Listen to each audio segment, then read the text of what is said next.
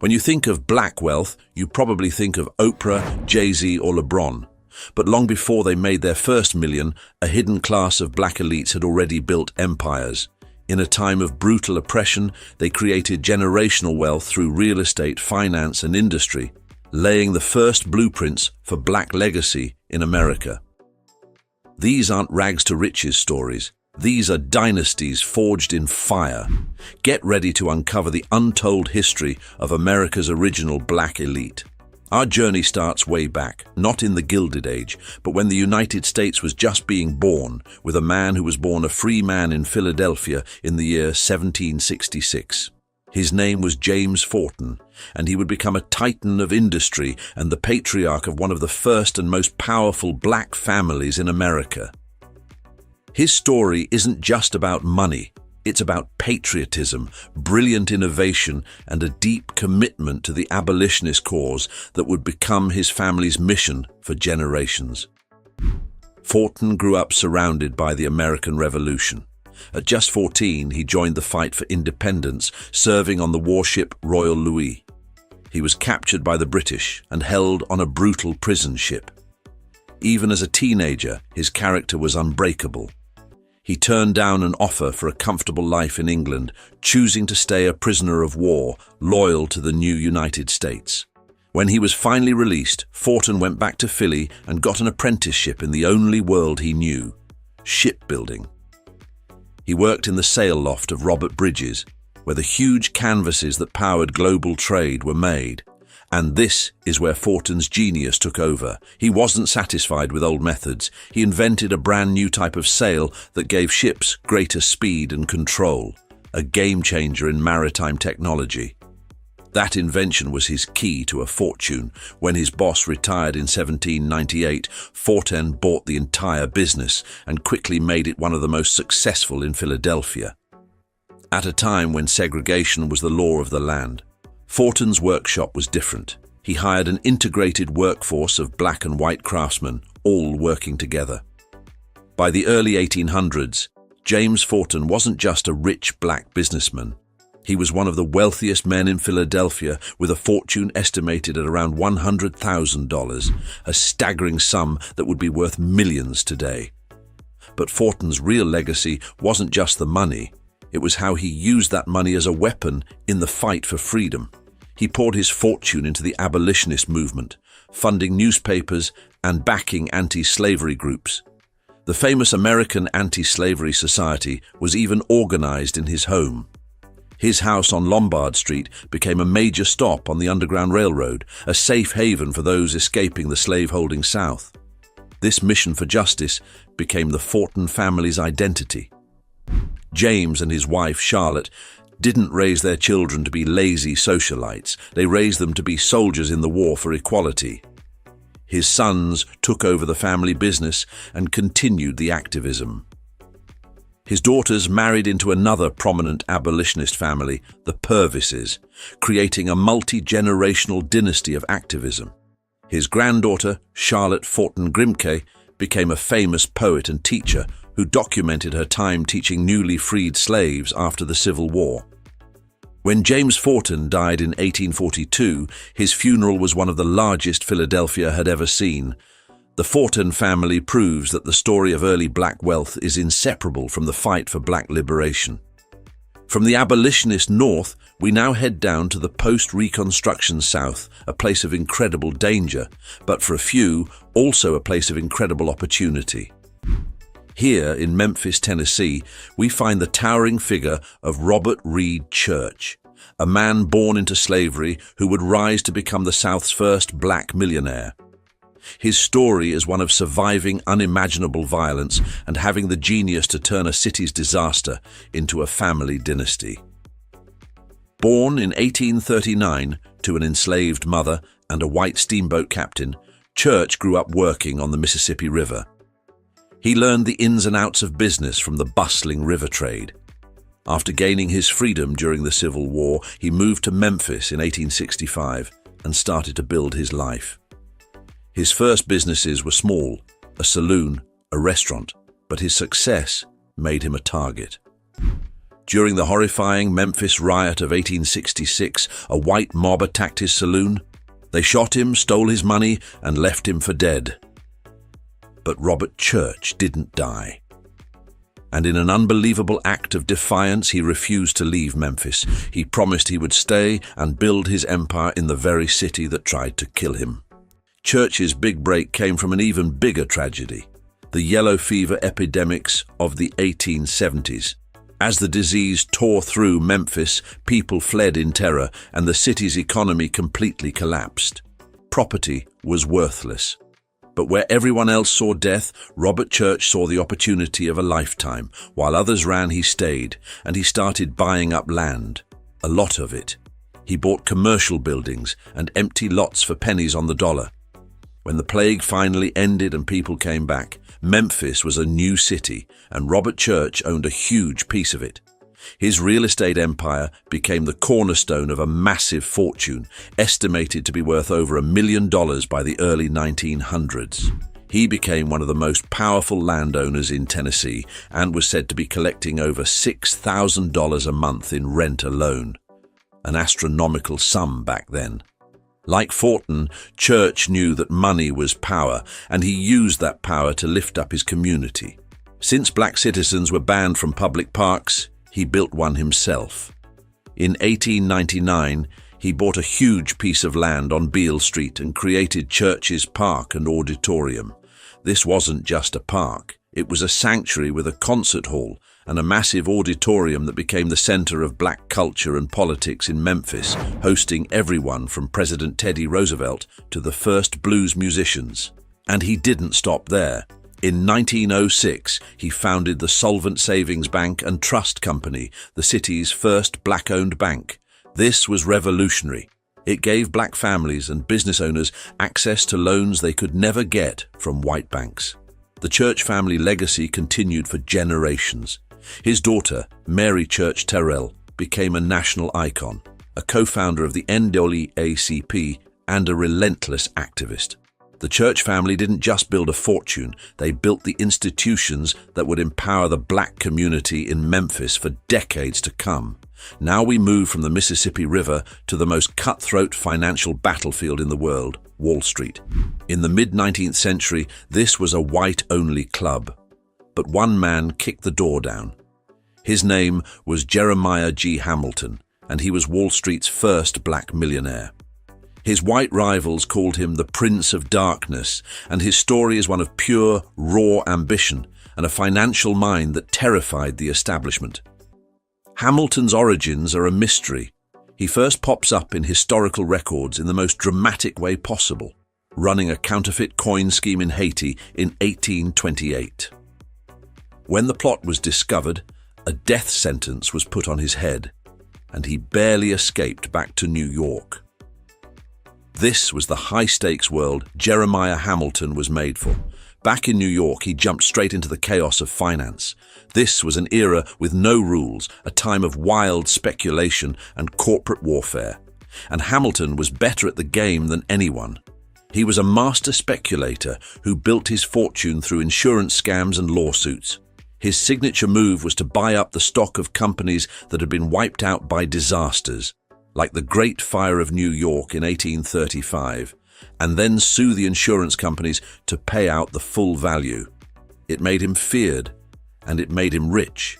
He was so good and so aggressive that he became a direct rival to Cornelius Vanderbilt, the most powerful tycoon of the age. Their rivalry was the stuff of legend. While other black entrepreneurs were focused on serving the black community, Hamilton charged into the white-dominated world of high finance like no black man ever had before.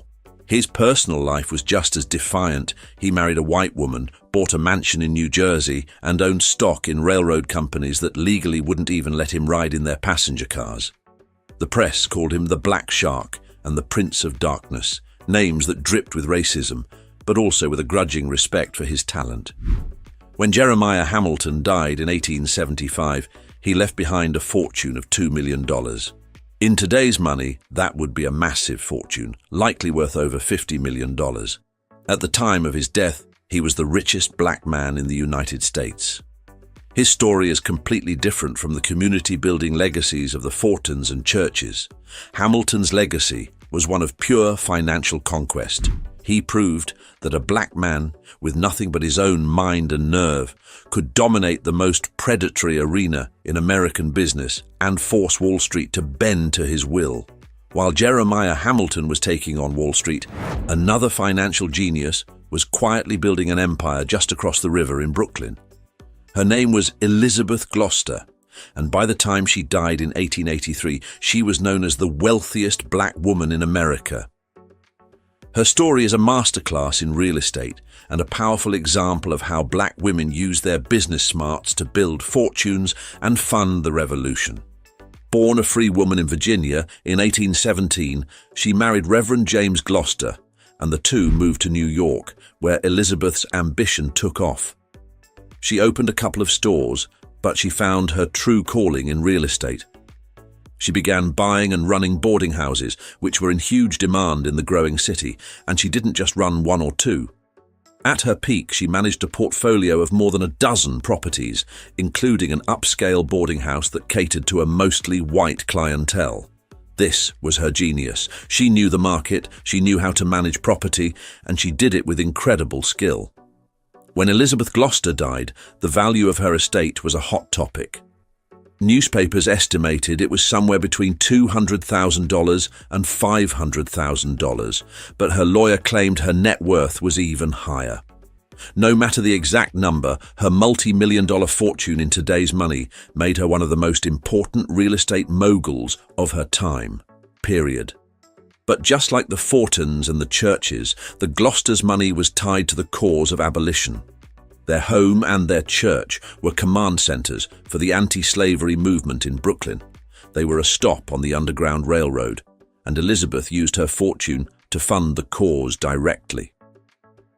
When the famous abolitionist John Brown was planning his raid on Harper's Ferry, he stayed at the Gloster home, and they gave him money for his mission. Her charity was smart and strategic. She led the effort to create the Colored Orphans Asylum in Brooklyn and gave generously to small black churches in the South. Elizabeth Gloster was a double threat, a brilliant businesswoman who built a real estate empire from scratch and a dedicated freedom fighter who used her profits to bankroll the struggle. Her legacy is a powerful reminder that behind the great men of the abolitionist movement, there were often equally brilliant and wealthy women writing the checks. Now, we're moving into the 20th century, where the world of black enterprise was about to be turned upside down by two women. They would not only become millionaires, but they would also give tens of thousands of other black women a path to financial freedom. Their empires were built on hair care, but their legacies were built on economic independence. We're talking about the brilliant chemist Annie Turnbow Malone and her one-time student and eventual rival, the legendary Madam C.J. Walker. The story really starts with Annie Turnbow Malone, a true pioneer who often gets overshadowed by her more famous student. Born in 1869, Malone had a gift for chemistry. In the early 1900s, she developed a game-changing line of hair care products she called Poro, which didn't use the harsh, damaging chemicals that were common at the time. As a black woman, she couldn't just put her products in stores, so she became a marketing genius. She and her assistants went door to door, giving free demonstrations to win over customers. In 1902, she moved her business to St. Louis, and it exploded. It was there that a woman named Sarah Breedlove, who would later become Madam C.J. Walker, started working as one of her sales agents. Annie Malone's success was incredible. By the end of World War I, she was a multi-millionaire, with some estimates putting her peak fortune as high as $14 million, a number that would be worth hundreds of millions today. But Malone didn't just keep her wealth. In 1918, she built Poro College in St. Louis, a massive complex that was a factory, a training center, and a community hub all in one. Poro College trained an estimated 75,000 Poro agents around the world, giving black women a path to financial independence that was simply unheard of. Now, let's turn to Madam C.J. Walker. Born Sarah Breedlove in 1867, she worked as a poro agent for Malone before moving to Denver in 1906 to start her own haircare company. While the rivalry between the two women is famous, what Walker did was take the direct sales model she learned from Malone and scale it up to a level nobody had ever seen before. She traveled all over the country and the Caribbean, tirelessly promoting her Walker system and training an army of Walker agents. These agents were more than employees. They were entrepreneurs. Walker wasn't just selling hair products. She was selling a vision of economic freedom to black women. Her success was off the charts. By the time she died in 1919, she was celebrated as the first self-made female millionaire in American history. She became famous for her wealth and for showing it off as a symbol of what was possible. She built a stunning mansion in New York called Villa Lewaro, near the estates of the Rockefellers, making a bold statement that black wealth belonged among America's most powerful dynasties. Together, Malone and Walker created an entire industry and provided a path to economic freedom for countless black women. Though much of Malone's fortune was later lost to lawsuits and financial troubles, her initial impact was monumental. They established a model of business and philanthropy that continues to inspire people today. Our story now heads out to the West Coast, to a time before the gold rush, before California was even a state.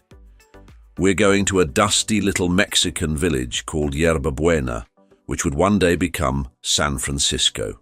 And at the very center of its creation is a man named William Alexander Leidesdorff, a pioneering Afro-Caribbean entrepreneur who is considered one of America's first black millionaires.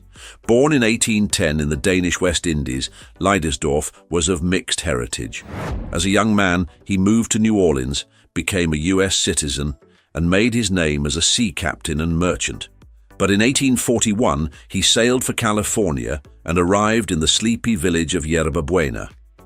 Back then, Yerba Buena was a tiny settlement. Leidesdorff saw its potential. He didn't just move there, he started building it. He established the very first hotel in the village. He built the first commercial shipping warehouse on the waterfront. He launched the first steamboat to ever sail on the San Francisco Bay. He was single-handedly laying the groundwork for a future metropolis. To secure his business interests, Leidesdorff became a Mexican citizen, which allowed him to get a massive land grant of 35,000 acres. His political power grew too. When the U.S. took control of California, he was appointed as an American diplomat and served on the town's first city council. He was truly a founding father of San Francisco. But Leidesdorff's life was cut tragically short. He died suddenly in May of 1848 at only 38 years old, and here's where the story takes an unbelievable turn. Just a few months before he died, something happened on the land right next to his massive estate. Gold was discovered at Sutter's Mill. The California gold rush had begun.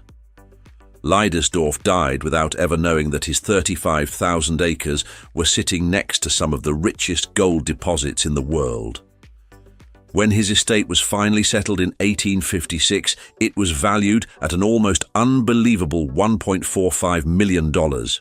This fortune, equivalent to well over $40 million today, cements his status as one of the first black millionaires in America. Because he died without a will, his vast fortune was caught up in legal battles for years. Today, Leidesdorff Street in San Francisco's financial district is named after him, a small tribute to the African founding father of California. Perhaps no story of early black wealth is as inspiring or as heartbreaking as the one built in Tulsa, Oklahoma. In the early 20th century, the Greenwood district of Tulsa was a shining example of black prosperity, a self-sufficient economic powerhouse known all over the country as Black Wall Street. And one of its main architects was a visionary named Ottawa W. Gurley. Born to freed slaves in 1868, Gurley was a self-educated man with a grand vision. In 1905, he moved to the booming oil town of Tulsa, bought 40 acres of land on the north side of the city's segregated railroad tracks, and set out to build a town for black people by black people. He started with a grocery store. Then he started selling plots of his land exclusively to other black families. This was the birth of Greenwood. Gurley was more than just a real estate developer. He was a community builder. He gave loans to other entrepreneurs, helping them start the businesses that would become the heart of Black Wall Street. His own empire grew to include a hotel, rental properties, and an employment agency. By 1921, O.W. Gurley owned over 100 properties in Greenwood, with a personal net worth that would be equivalent to between $7 and $14 million today. He was one of the wealthiest men in Tulsa. Thanks to the efforts of Gurley and other pioneers, Greenwood became an economic miracle. The 35-square block district had its own black-owned banks, hotels, theaters, and luxury shops. It was a closed economic loop where money circulated within the community, building incredible wealth. But this incredible success story fueled a fire of jealousy and hatred from the white community in Tulsa. In May of 1921, that hatred exploded into one of the worst acts of racial violence in American history, the Tulsa Race Massacre. For 2 days, a white mob, armed by city officials, descended on Greenwood. They looted and burned the entire district to the ground. When it was over, Black Wall Street was gone. Hundreds of black residents were murdered and thousands were left homeless. O.W. Gurley lost everything. His hotel, his properties, his entire fortune, all of it was destroyed. He was arrested and eventually fled to Los Angeles to escape being lynched. He died in California in 1935, his massive fortune completely wiped out. The story of O.W. Gurley is a painful but crucial reminder of the incredible heights black entrepreneurs could reach, and the brutal violence that could steal it all away in an instant. While many of the people on our list built their fortunes in business, our next story shows another path to power and wealth: politics. This is the story of Blanche Kelso Bruce, a man who rose from slavery to the U.S. Senate, building a powerful political and financial legacy along the way. Born into slavery in Virginia in 1841, Bruce was unusually able to get an education. After escaping during the Civil War, he moved to Mississippi during the Reconstruction era, a time of huge opportunity for newly freed African Americans. Bruce was talented and charismatic. He quickly became a wealthy landowner, but his real dream was politics. He rose through the ranks of the Republican Party until in 1874 the state legislature elected him to the United States Senate. This was a massive deal. Blanche K. Bruce was the first African American to serve a full 6-year term in the U.S. Senate. He was a respected legislator who fought for the rights of freedmen, Native Americans, and Chinese immigrants. He even presided over the Senate on one occasion, another historic first. His position in Washington, D.C. made him one of the most powerful black men in the country. He and his wife, Josephine, became the center of black high society in the capital, placing them firmly in the elite circle of wealthy African American families. After his Senate term, President James A. Garfield appointed Bruce as the Register of the Treasury. This was another huge achievement. As Register, his signature appeared on all of the nation's paper money, making Blanche K. Bruce the first African American whose signature was printed on U.S. currency. The position came with a great salary and immense influence, which further secured his family's wealth. Bruce invested his money wisely in land and stocks, and by the time he died in 1898, he had built a significant fortune. His son, Roscoe Conkling Bruce, graduated from Harvard and became a prominent educator. The Bruce family represents a unique kind of black wealth, one built not in the markets of New York, but in the halls of power in Washington, D.C., showing how political power, for a short time, provided a path to creating a powerful legacy.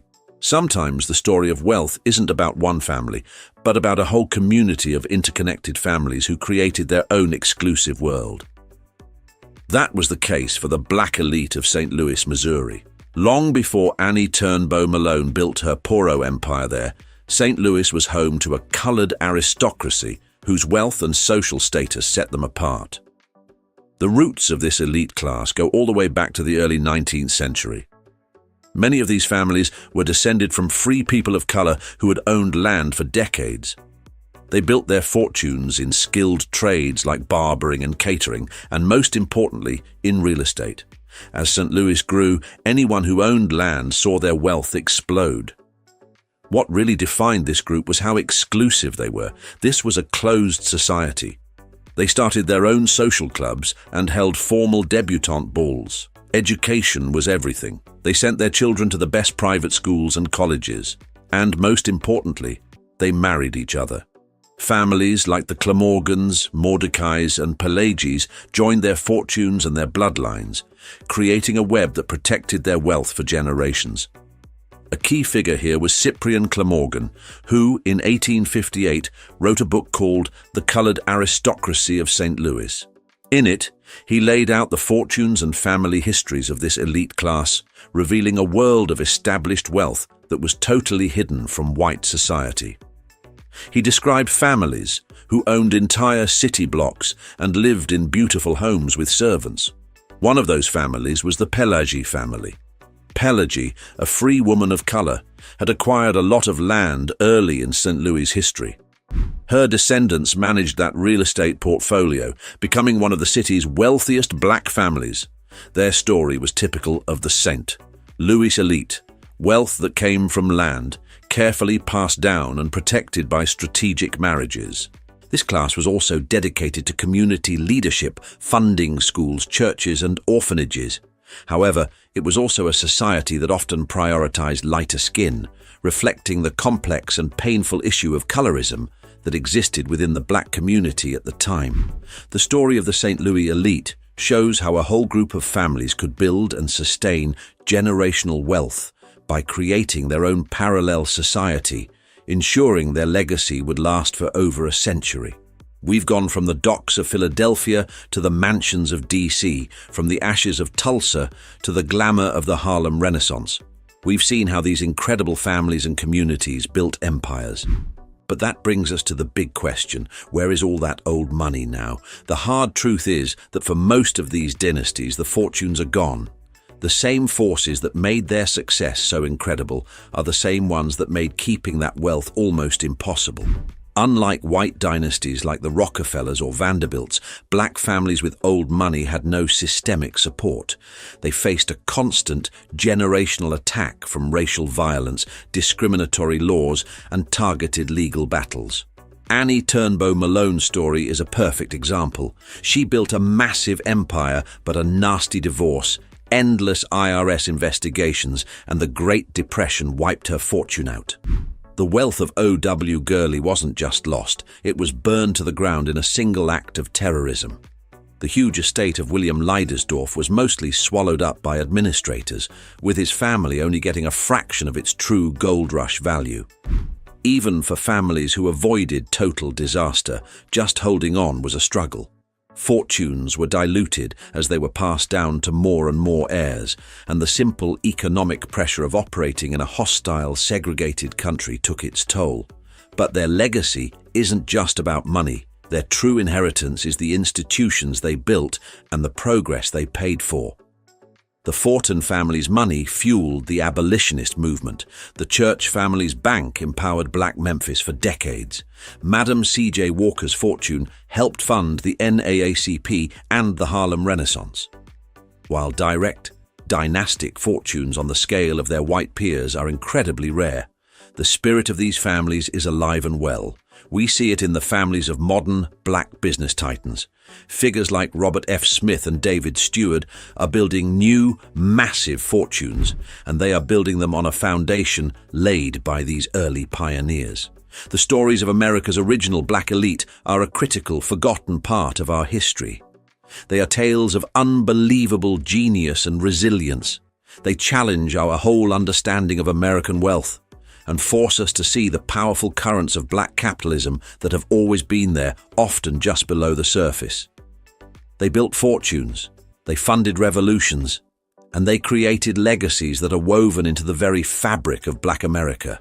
The world of America's black old money is a universe of forgotten empires and hidden histories. The names of Fortin, Church, Hamilton, and Walker belong in the pantheon of great American entrepreneurs. Their stories are not just black history, they are American history. They prove that the dream of building something that lasts, of creating a legacy, has always been a powerful force in the black community, even in the nation's darkest hours. What we've uncovered today is just the tip of the iceberg. There are so many more stories of black innovators, financiers, and trailblazers that have been left out of the history books.